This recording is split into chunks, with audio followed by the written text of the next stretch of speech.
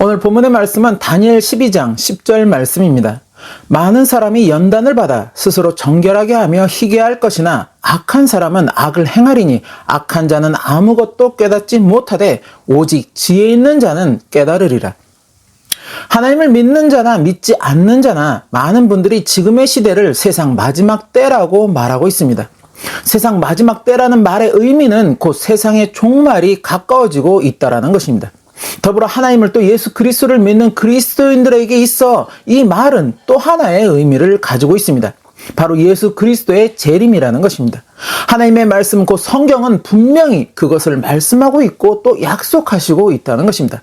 즉 세상의 종말이 임할 때 죽음에서 부활하신 예수님은 올라가신 그대로 이 땅에 다시 오실 것이라고, 그리고 이제 불의한 세상을 심판하시고 죄인들을 멸하시며 의인들을 구원하사 하나님 나라의 상급을 허락하여 주실 것이라고 사도행전 1장 10절에서 11절 말씀. 올라가실 때 제자들이 자세히 하늘을 쳐다보고 있는데 흰옷 입은 두 사람이 그들 곁에 서서 이르되 갈릴리 사람들아 어찌하여 서서 하늘을 쳐다보느냐. 너희 가운데서 하늘로 올려지신 이 예수는 하늘로 가심을 본 그대로 오시리라 하였느니라. 마태복음 25장 31절에서 34절 말씀. 인자가 자기 영광으로 모든 천사와 함께 올 때에 자기 영광의 보좌에 앉으리니 모든 민족을 그 앞에 모으고 각각 구분하기를 목자가 양과 염소를 구분하는 것 같이 하여 양은 그 오른편에 염소는 왼편에 두리라. 그때 임금이 그 오른편에 있는 자들에게 이르시되 내 아버지께 복받을 자들이여 나와 창세로부터 너희를 위하여 예비된 나라를 상속받으라. 그리고 41절 말씀. 또 왼편에 있는 자들에게 이르시되 저주를 받은 자들아 나를 떠나 마귀와 그 사자들을 위하여 예비된 영원한 불에 들어가라.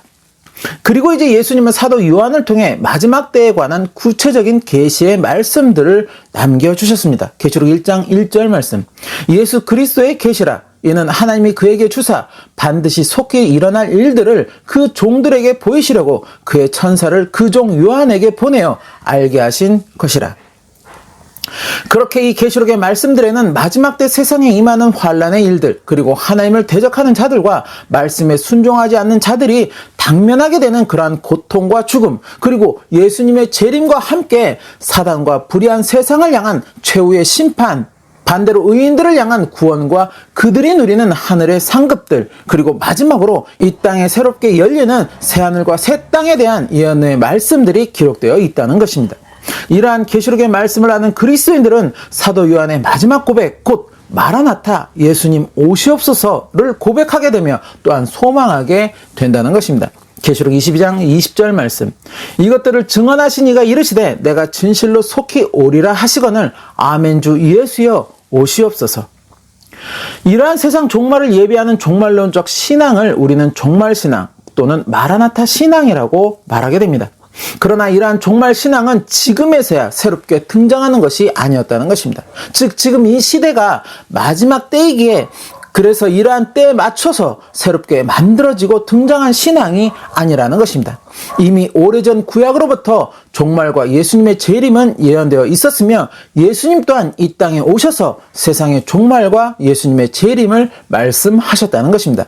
그리고 이후 사도들을 통해 본격적으로 복음이 사람들에게 전해지기 시작함과 동시에 이러한 종말신앙의 교훈들 또한 전해졌다는 것입니다.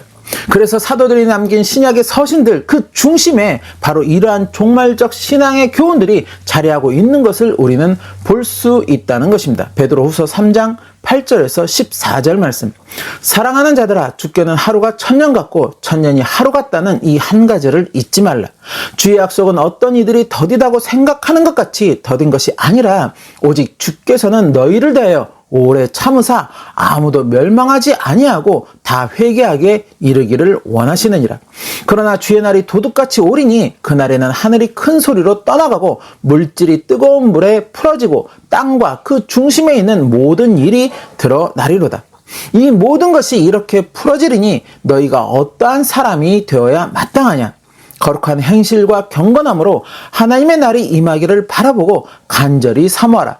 그날에 하늘이 불에 타서 풀어지고 물질이 뜨거운 물에 녹아지려니와 우리는 그의 약속대로 의가 있는 곳인 새 하늘과 새 땅을 바라보도다. 그러므로 사랑하는 자들아, 너희가 이것을 바라보나니 주 앞에서 점도 없고 흠도 없이 평강 가운데서 나타나기를 힘쓰라. 그렇게 예수 그리스도를 믿는 그리스도인들은 그러한 사도들의 교훈들과 예수님이 전하시고 가르치신 그 말씀들을 마음에 새기며 이 땅에 다시 오실 예수님 앞에 점과 흠이 없는 그러한 자신들의 모습들을 소망하면서 그렇게 종말신앙의 삶을 살아갔다는 것입니다.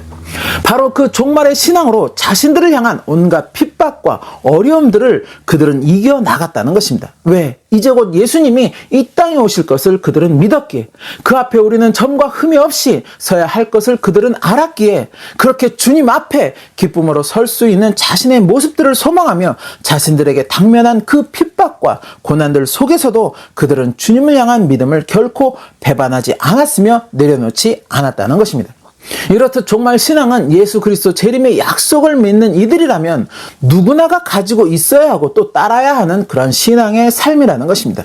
즉 종말 신앙은 지금 이 시대에 들어서 새롭게 부각되는 신앙이 아니라 때와 시기를 막론하고 예수 그리스도를 구세주로 믿는 이들이라면, 특별히 재림의 약속을 믿는 그리스도인들이라면 누구나가 가지고 있어야 하며 또 따라야 하는 그러한 신앙이라는 것입니다. 그런데 오늘날 특별히 마지막 때라고 외치는 이러한 시대 속에 이러한 종말 신앙은 오히려 사람들에게 거부감으로 다가오고 있다는 것입니다. 심지어 교회를 다니시는 분들에게서도 종말 신앙에 대한 거부감들이 나타나고 있다는 것입니다. 그러한 이유 중에 가장 큰 이유는 종말에 대한 극단적이고 광신주의적인 자들로 인해 종말의 의미가 크게 변질되고 퇴색되었기 때문일 것입니다. 언제 몇 년 몇 월 며칠에 예수님이 재림하시고 성도들의 들림이 있을 것이라는 시한부적 종말론으로 한때 많은 사람들이 미혹되었고 또 큰 무리들을 일으키며 사회적인 이슈로 등장하기까지 하였다는 것입니다. 지금도 여전히 이와 비슷한 외침을 전하는 그러한 이단들이 있고 있다금 그들의 부정적인 모습들이 매체들을 통해서 또한 전파되고 있다는 것입니다.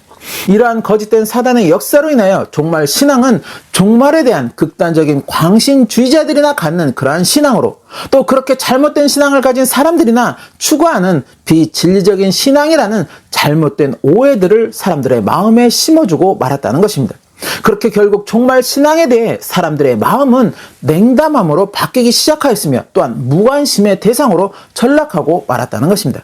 그러나 그렇다고 해서 성경의 말씀이 비진리의 말씀이요 거짓된 말씀이 되는 것은 아니라는 것입니다. 아무리 말씀을 비진리의 말씀으로 또 거짓된 말씀으로 변질시키고자 하는 그런 사단의 역사가 있다고 하여도 말씀 그 자체는 예나 지금이나 변함이 없는 진리의 말씀이라는 것입니다. 더불어 하나님의 약속은 반드시 지켜지고 또한 성취되는 그러한 약속이라는 것입니다. 그 진리의 말씀이 세상의 종말을 말씀하고 있는 것이며 또한 예수 그리스도의 재림을 약속하시고 있다는 것입니다. 그렇게 종말 신앙에 대한 무관심과 냉담한 마음 또한 결코 올바른 것은 아니라는 것입니다. 종말에 대한 극단적이고 광신주의적 형태도 주의해야 하는 것이지만 반대로 종말에 대한 무관심과 냉소적인 형태 역시 주의해야 한다는 것입니다. 물론 종말에 관한 많은 예언적 말씀들, 그 말씀들에 대한 수많은 다양한 해석들이 존재하는 것도 사실입니다. 동일한 말씀을 두고도 서로 다른 해석들을 보이며 서로의 해석들이 옳다고 주장하면서 듣는 이들에게 말씀에 대한 혼란을 일으키는 것도 부정할 수 없는 사실이라는 것입니다. 그러나 그러한 해석들이 어떠하든 결국 말씀이 전하는 분명한 사실은 시작이 있으면 끝이 있듯이 세상에도 그 끝이 있다는 것입니다. 그리고 그 세상의 끝에 예수님은 반드시 재림하신다는 것이며 그 앞에 우리는 모두 서게 되리라는 것입니다. 어느 누군가의 해석들이 어떠하든 그러한 개인적인 해석에 집중하는 것이 아니라 성경에 기록된 하나님의 말씀에 우리는 집중할 수 있어야 한다는 것입니다. 더불어 종말은 세상 끝만이 종말은 아니라는 것입니다. 작게는 개인적인 죽음도 개인적인 종말에 해당한다는 것입니다. 어떤 큰 자연재해나 전쟁 등으로 인한 지역적인 종말도 있을 수 있다는 것입니다. 즉 종말은 언제나 우리 가까이 있을 수 있다는 것입니다. 그렇다면 종말을 대비하는 지혜로운 삶은 어떠한 삶인 것일까? 이 시기에 우리에게 필요한 진정한 지혜는 어떠한 것일까? 오늘 본문 말씀에서는 많은 사람이 연단을 받아 스스로 정결하게 하고 또 희게할 것인데 그것을 오직 지혜 있는 사람만이 깨닫는다고 말하고 있다는 것입니다. 그 지혜가 없는 사람들은 그저 그렇게 계속해서 악을 행하며 살아갈 것이라고 또한 말씀하고 있다는 것입니다. 다니엘 12장은 세상 마지막 때를 향한 내용을 천사가 다니엘에게 전하해 주는 것을 기록하고 있습니다. 본바도 들은바도 없는 그렇게 멀고도 먼 미래 시대의 일을 전하는 천사, 다니엘은 들어도 그것이 도무지 무슨 뜻이고 무슨 의미인지를 이해하지 못하였습니다. 그래서 다니엘은 천사에게 다시 묻게 됩니다. 그래서 그 일의 끝은 도대체 어떻게 되는 것이냐고. 그러나 천사는 다니엘의 그 물음에 그저 이 말씀을 마지막 때까지 간수하고 봉함하라고 답변하였다는 것입니다. 다니엘 12장 8절에서 9절 말씀. 내가 듣고도 깨닫지 못한지라 내가 이르되 내 주여 이 모든 일의 결국이 어떠하겠나이까 하니 그가 이르되 다니엘아 갈지어다 이 말은 마지막 때까지 간수하고 봉함할 것임이니라. 개정 성경에서는 마지막 때까지 간수하고 봉함할 것이라고 기록하고 있지만 우리말 성경이나 쉬운말 성경에서는 이 말씀이 마지막 때까지 은밀하게 간직되고 비밀로 봉해질 것이라고 풀이하여서 설명하고 있다는 것입니다. 즉 다니엘의 때에는 그 의미가 아직 열릴 때가 되지 않았다는 것입니다. 하지만 예수님은 사도 요한에게 마지막 때에 관한 계시록의 말씀을 전하시면서 마지막에 이 말씀을 임봉하지 말라고 말씀을 하셨습니다. 왜? 때가 이제 가깝다는 것입니다. 계시록 22장 10절 말씀. 또 내게 말하되 이 두루마리의 예언의 말씀을 임봉하지 말라. 때가 가까우니라. 임봉하지 말라는 것은 누구든지 이 말씀을 들어 알게 하라는 것입니다. 그렇게 이 말씀을 듣는 자들 가운데 지혜 있는 자들은 이제 이 말씀의 의미들을 깨달아 알게 되리라는 것입니다. 그렇게 깨달아 아는 그 지혜로 자신을 정결하게 만들고 희게 만들어 가리라는 것입니다. 왜? 지혜 있는 자들은 안다는 것입니다.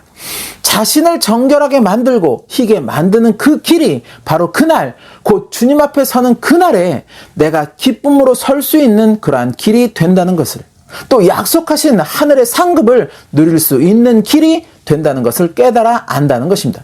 그러나 지혜가 없는 자들은 그 말씀의 의미를 들어도 알지 못한 채 그렇게 자신을 정결하게 하지도 또 희게 하지도 못하는 그러한 삶을 여전히 살아가게 된다는 것입니다.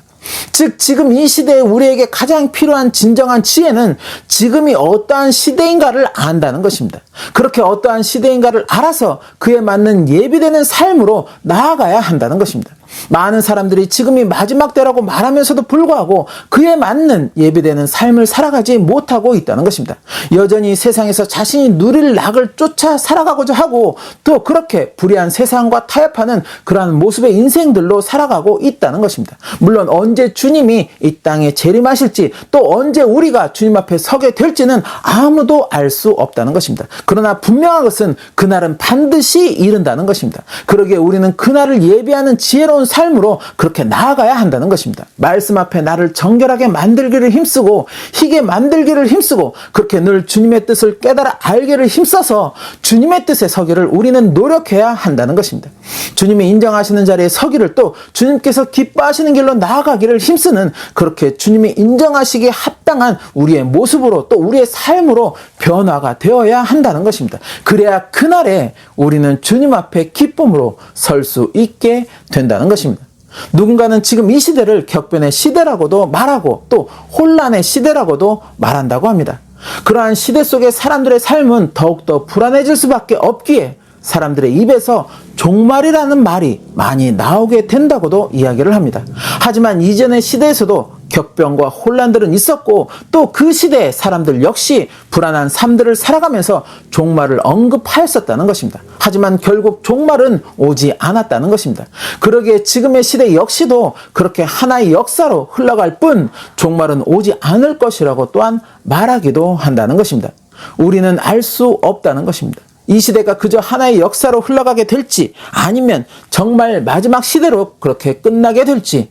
그러나 우리가 믿는 성경의 말씀은 분명 세상의 종말은 있을 것이며 약속된 주님의 재림은 성취될 것이라고 말씀하고 있다는 것입니다.